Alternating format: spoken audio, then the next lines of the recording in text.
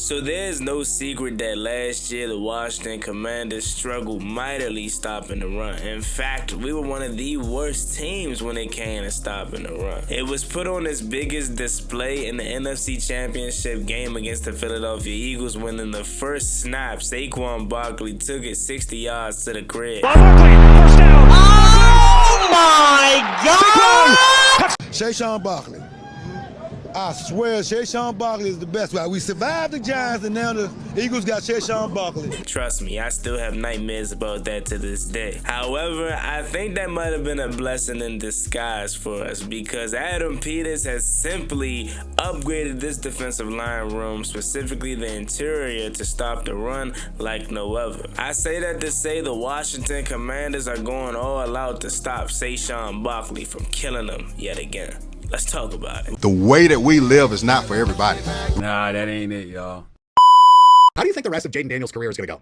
If we're, 6, 7 games into Jaden Daniels' career, and he's already milking injuries? Like, Stop saying my name, you dick riding bastard.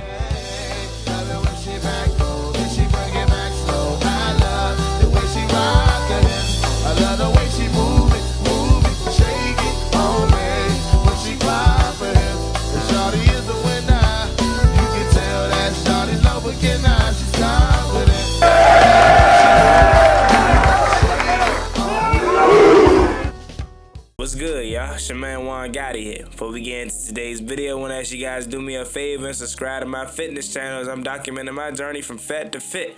Link down below in the description. Saquon Barkley twice, Jahmyr Gibbs, Josh Jacobs, DeAndre Swift, Najee Harris, and Bijan Robinson. Just a couple names that the Washington Commanders are going to have to face this year. So it was no question or no type of secret that we needed to upgrade the defensive line badly to stop the run because look at the kind of opponents we have to face this year, even past Saquon Barkley. Yes, even Najee Harris, a 4-year consecutive 1,000-yard rusher, is going to give us problems if we didn't upgrade the defensive line. But that's the thing about Adam Peters, right? As we learned quickly, as soon as he see a problem, he's going to address it. He's not going to sit on his hands and wait. Look at the Marshawn Lattimore trade is the prime example. Jahan Dawson getting him out of here. Prime examples of just acting as soon as possible. So when it came to free agency, this was one of his main priorities. The Washington Commanders was second to last, ranked at number 31st in the league when it came to giving up rushing yards per game. So again, I cannot stress the importance enough of how we needed desperately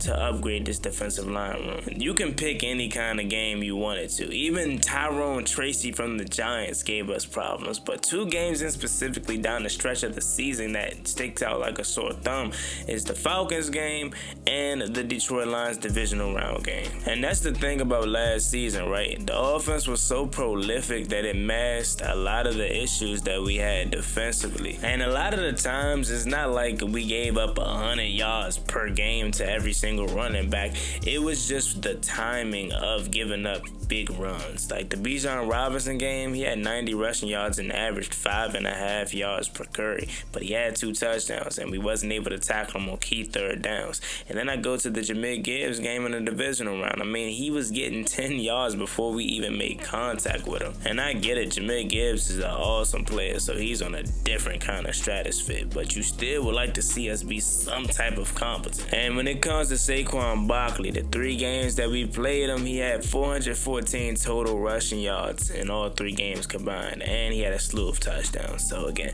I know those 2 guys specifically are on different type timing, but we never really had Saquon Barkley issues like this. You know what I'm saying? And granted, he played for the Giants all those years, but now he's playing for the Eagles, who's a much better team.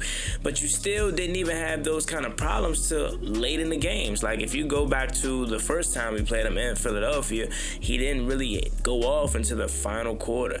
The game at home, when we beat them, he really didn't go off besides the first quarter. Then we shut him down. And then in the NFC Championship game, it's really just no excuse for that. He just single-handedly killed us from the start. But essentially what I'm saying is we needed to upgrade this defensive line room badly, and those are the only kind of games I'm pointing at. I'm not even pointing at again Rico Dowdle from the Cowboys. I'm not even pointing at Tyrone Tracy for real, who really gave us issues, and all the other minor running backs that we had trouble with this past year. Like, if you go to the Arizona Cardinals game, everyone remembers that game because we blew them out. But if you deep dive into that game, James Conner was giving us issues. He had over 100+ yards and a touchdown. So again, there were issues early and often, and we're finally addressing it, thank God. And I'm just gonna be completely honest with you. We're gonna be dealing with Saquon Barkley for a long time. He just turned 28 last month, and Jahmyr Gibbs for an even longer time. I say that to say, if we view ourselves as true Super Bowl contenders, these are the teams that we're gonna have to get through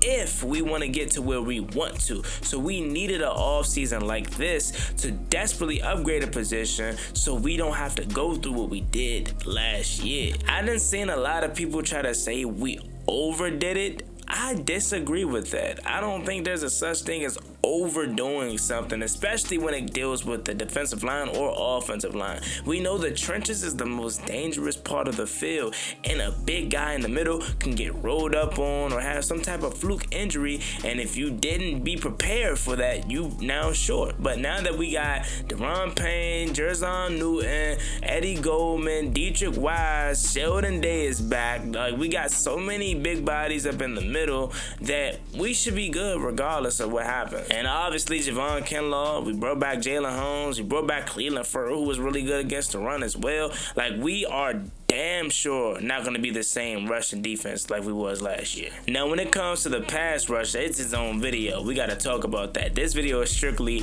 talking about how Adam Peters put together a damn good offseason to stop Saquon Barkley. And yes, Eagles fans, if you watch this video, I put Saquon Barkley in the title because that man is a freaking menace. You know it was bad last year when it came to stopping a run, when we had to put Deron Payne at edge rush to set a physical edge. The only person that was out there on the edge that could really set a physical edge and be an enforcer against the run was Cleveland Ferrell. The reason why he's back on the roster now, because we know he can't get after the quarterback.